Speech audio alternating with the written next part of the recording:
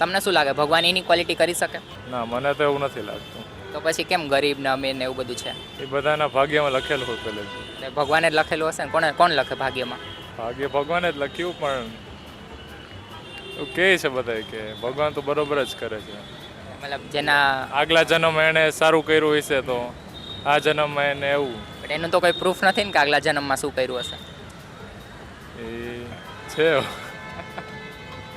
તો શું લાગે ભગવાન ઇનઇક્વાલિટી કરી શકાય કે ન કરી શકે? ના કરી શકે તો આ બધું પાછું રિપીટ થાય છે.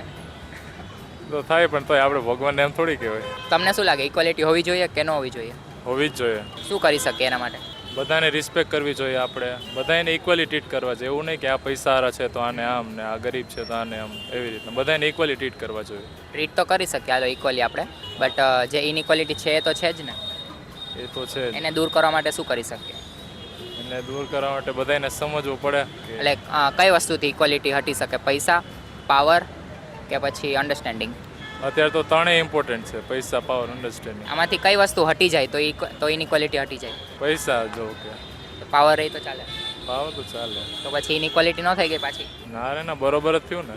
ના, પાવર કોઈ પાસે વધારે હોય તો એનો મિસયુઝ તો કરી શકે ને. તો પૈસા હોય તો સામે ઈ બરોબર થઈ જાય ને. પૈસા તો આપણે કાઢી નાખ્યા, પૈસા નામની વસ્તુ નીકળી ગઈ, તો હવે પાવરથી તો ઇનઇક્વાલિટી થઈ શકશે ને? થઈ જાય.